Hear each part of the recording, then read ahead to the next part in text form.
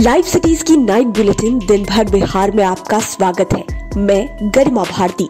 सबसे पहले आज की सुर्खियों पर एक नजर। लोजपा में टूट के बाद सामने आए चिराग पासवान। चाचा और भाई पर खूब बरसे, जेडीयू और बीजेपी को भी खूब सुना दिया। दिल्ली से पटना पहुंचे पशुपति कुमार पारस, काला झंडा दिखाकर हुआ स्वागत। कौन होगा लोजपा का सुप्रीमो?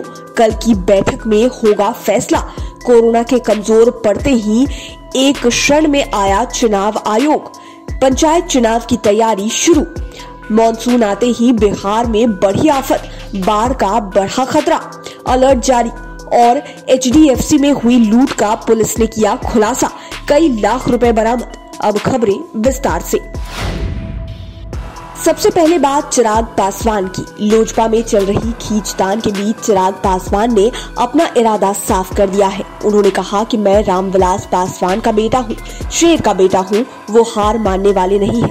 चाचा पारस से लंबी लड़ाई लड़ने की तैयारी कर चुके चिराग ने कहा कि पिता रामविलास पासवान के रहते ही कुछ लोग उनकी पार्टी को तोड़ने में लगे थे।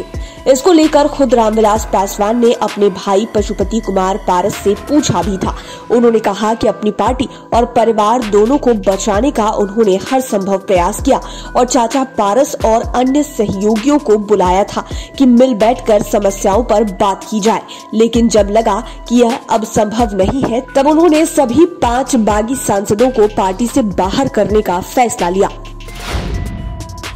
चिराग पासवान आज जेडीयू और बीजेपी पर भी खूब बरसे। चिराग पासवान ने जेडीयू को अपनी पार्टी में विभाजन के लिए जिम्मेदार ठहराया। उन्होंने कहा कि जेडीयू ने बांटो और राज करो की राजनीति की है।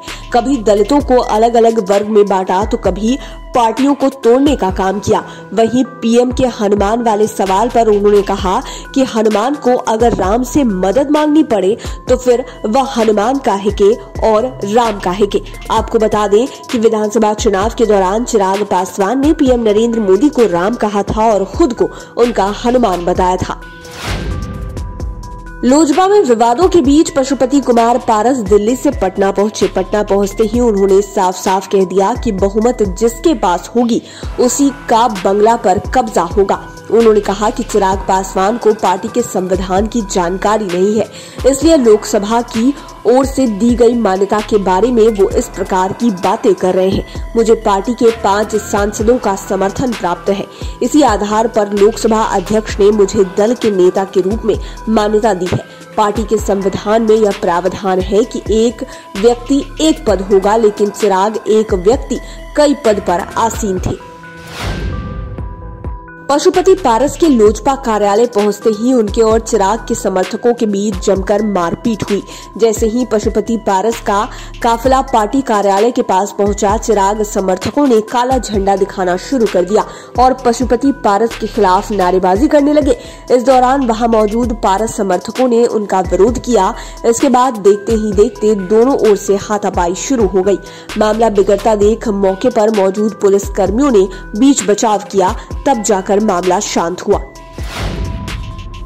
उधर पशुपति गुट ने लोजपा के राष्ट्रीय अध्यक्ष पद के चुनाव को लेकर कल बैठक बुलाई है। पार्टी के निर्वाचन अधिकारी ने राष्ट्रीय कार्य समिति के सदस्य, प्रदेश कार्यकारिणी प्रकोष्ठों के अध्यक्ष, लोजपा जिलाध्यक्षों, दलित सेना के नेताओं और विशेष आमंत्रित सदस्य सहित पार्टी के तमाम वरिष्ठ नेताओं को आमंत्रित किया है।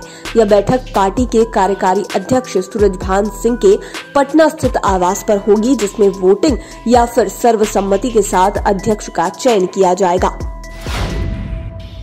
बिहार में धान की रिकॉर्ड खरीदारी से सीएम नीतीश कुमार बहुत खुश हैं। उन्होंने ट्वीट में लिखा कि बिहार में धान और गेहूं के विकेंद्रीकृत अधिप्राप्ति से किसानों को न्यूनतम समर्थन मूल्य का लाभ मिला है। इस वर्ष 35.58 लाख मीट्रिक टन धान का रिकॉर्ड अधिप्राप्ति किया गया और किसानों को 6,736 करोड़ रुपए का भुगतान किया जा चुका है।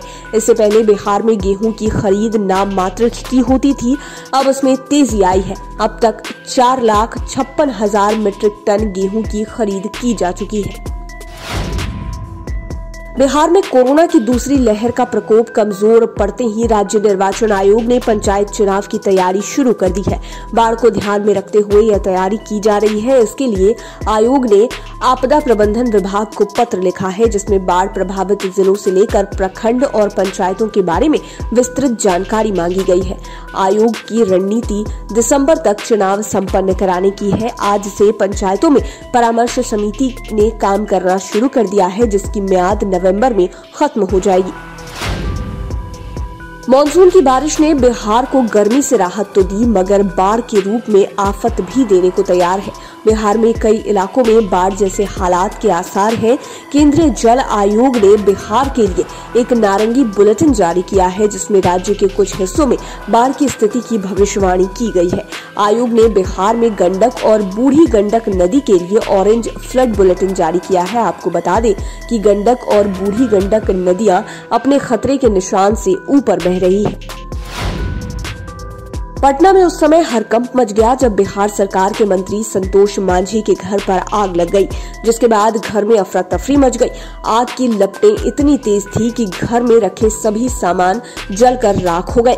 घटना की सूचना मिलते ही दमकल की कई गाड़ियां मंत्री के आवास पर पहुंच गई। वहीं सभी लोगों को बाहर सुरक्षित निकाल लिया गया। काफी मशक्कत के बाद आग पर काबू पाया गया। आपको बता दें कि संतोष कुमार सुमन पूर्व सीएम जीतन राम मांझी के बेटे हैं। बिहार पुलिस ने हाजीपुर में 11 जून को HDFC बैंक में हुई सबसे बड़ी लूट के खुलासे का दावा किया है।